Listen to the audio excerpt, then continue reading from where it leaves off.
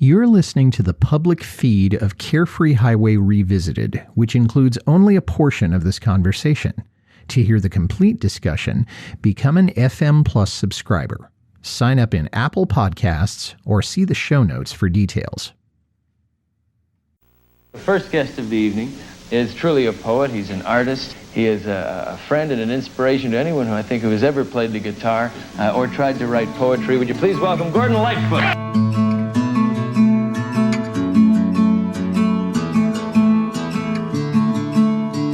Out on the road like a low-down Joe, and the bar where we are is so cool I'd like to stay.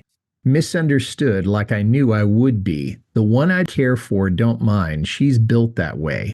I would gladly offer you my love in this hotel in somewhere USA.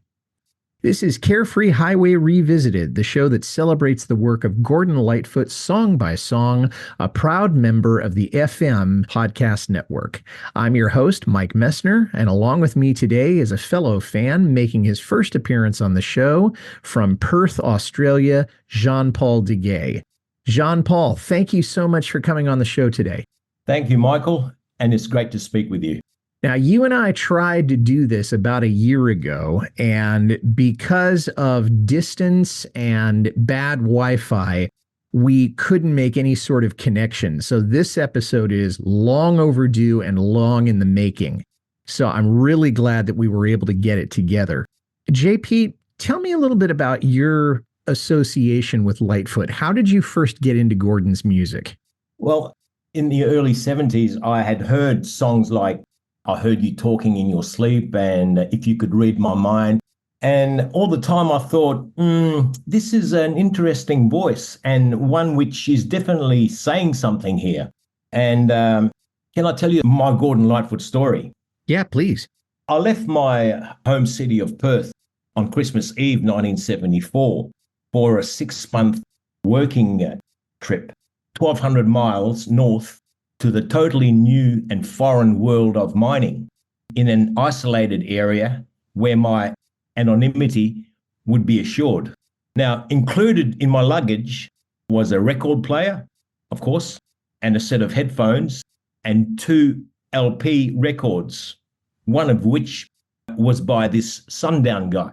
So after being introduced to my new metal box accommodation and wondering about what I had got myself into, I laid back on my new bed and feeling sorry for myself, put on this Sundown LP. And I got to tell you, after the first line of the first song, I thought to myself, wow, JP, you've chosen really well here. And the voice was so calming and captivating. Moreover, the line, Somewhere USA, told me he was lost and lonely as I was somewhere Western Australia. Well, so it really kind of resonated with you, at least this particular song did. And the Sundown guy was really at his peak back in those days. So yeah, great story. Thank you. Now, what do you like about Gordon's music generally? I love the sincerity in the delivery of his lyrics. And that is usually a combination of nice lyrics and the enchanting colours of the chords choices, which Gordon Lightfoot obviously mastered. Notwithstanding his band members' presence and contributions, they are due a lot of credit. Oh, yeah. He's always taken a lot of pride in his band, whomever was in it at that particular time, because there were a lot of changes. Now, what about live performances? Did you ever get to see Gordon perform? Michael, I've never had the pleasure. I have not seen Gordon Lightfoot live. However, it was always high on my bucket list, but I have enjoyed the many images evoked by his lyrics over the years. Yeah, I only got to see him the one time, and I wish I'd spent more time investing, sitting and listening to his music being performed live. Just didn't have the chance as much. Now, you wanted to talk about Somewhere USA, and you talked about being lost and alone. And for you, it was Western Australia. For Gordon, it's him being on the road, away from home. And every musician, I think, probably feels displaced when they're on the road to some extent. I think for me, I love it so much because it's a very simple song and it's an experience that other musicians have talked about, but he's very straightforward about how it felt. He's not romanticizing the road and saying, well, this is the greatest place in the world to go. He's not being Willie Nelson saying, I just can't wait to get on the road again. He's much more like Jackson Browne saying, you forget about the losses, you exaggerate the wins. And it's a very catchy song also. So for you, what would be the best setting to listen to the song? Would it be sitting at home? Would it be on the road in a car? What would be the ideal setting where you could just listen to this song and really have it wash over you? I have two in no order of preference. I like to be by myself, listening to Gordon Lightfoot, headphones, car, whichever. And my other preferred way of listening to Gordon is when I have my family in the car and all my kids are singing along. Oh, that's great. That's great.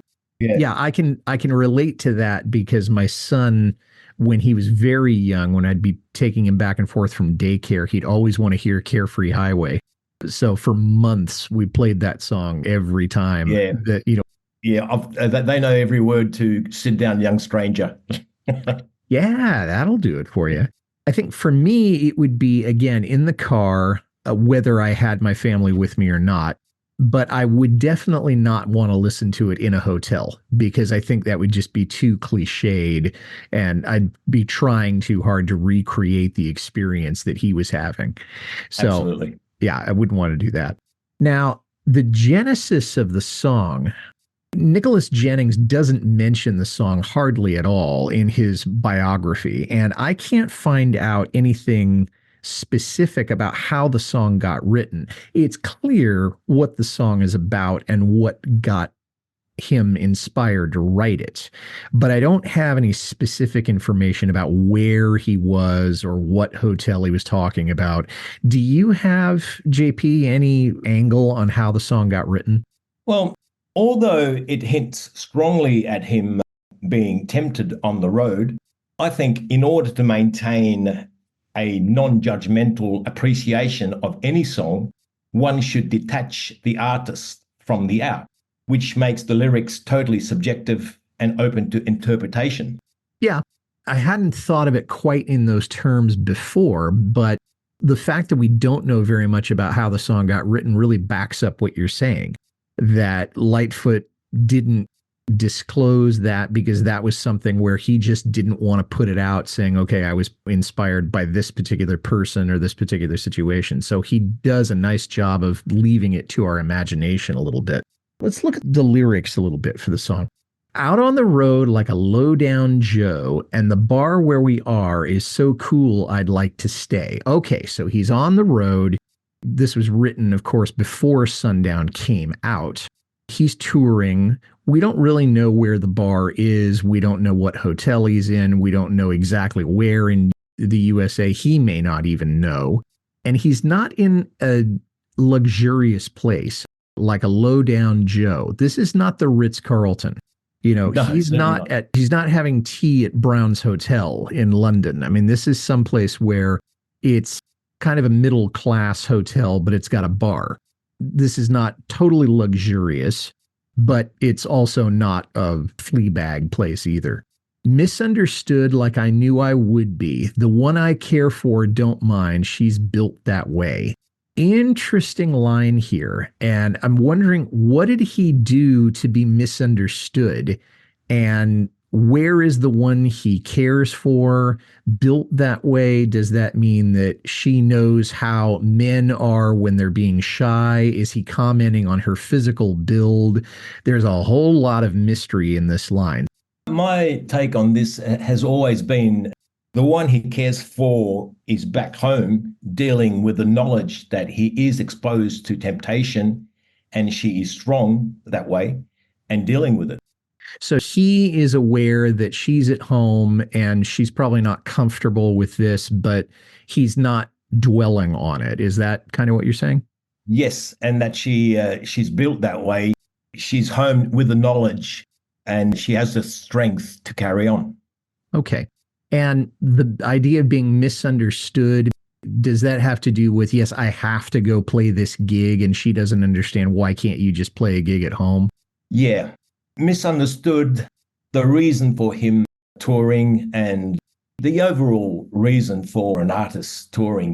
The reason that musicians tour, yeah, they may want to, let's go see the sights, but their record companies are telling them, okay, you got to go out on tour because you got to promote whatever record you have so that people are going to buy it. So it's a business decision. This is not him being a tourist. This is him going out playing shows and then going to the next town. That's right. There's always the pressure. Mm-hmm. I would gladly offer you my love in this hotel in somewhere USA. And we've already talked about, he may not even know where he is when he writes this song. And that may be because he's intoxicated. It may be because the towns are coming so fast, he can't keep track of them. But I think it's interesting. He's saying he would offer her his love, whomever it is that he's talking to. But he's not saying, I will offer you my love. So what's the message there? I don't think, as you said, I don't think he knew where he was in his relationship. That's what I got from that line. I think he was referring to his relationship, and I don't think he knew exactly where he was at the time. He still had things to work out. Yeah, and this is 1973, I guess, when this song was written, or early 74. So we can trace the chronology of his romantic relationships if we wanted to.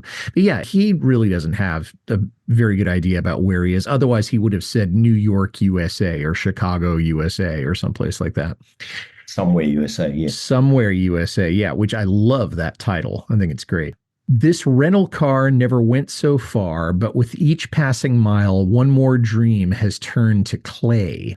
So rental car, okay, that is an economic move. A lot of bands in the 70s would do that, fly coach, and they'd get rental cars as opposed to getting limousines or something like that.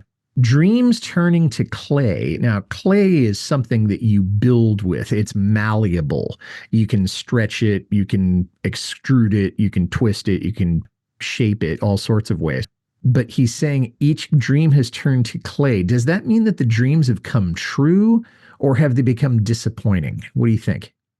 To me, turn to clay is something that has weakened and has died and no longer in use, because clay to me is not strong. He's not solid. So the dream is a little disappointing, maybe? Yes, definitely. That's what I read from that, exactly. Mm-hmm. Somebody once said you never should meet your idols because you'll only be disappointed. The dream has died.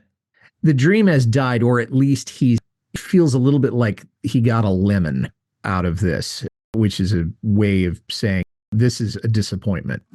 If not dead, at least not everything he hoped it would be. Yes, exactly. Well, that's all the time we have for here in the public feed. If you'd like to hear the rest of this conversation, along with all of our other extended and bonus episodes, become an FM Plus subscriber. Sign up in Apple Podcasts or at fmpods.com. You can see the show notes for details.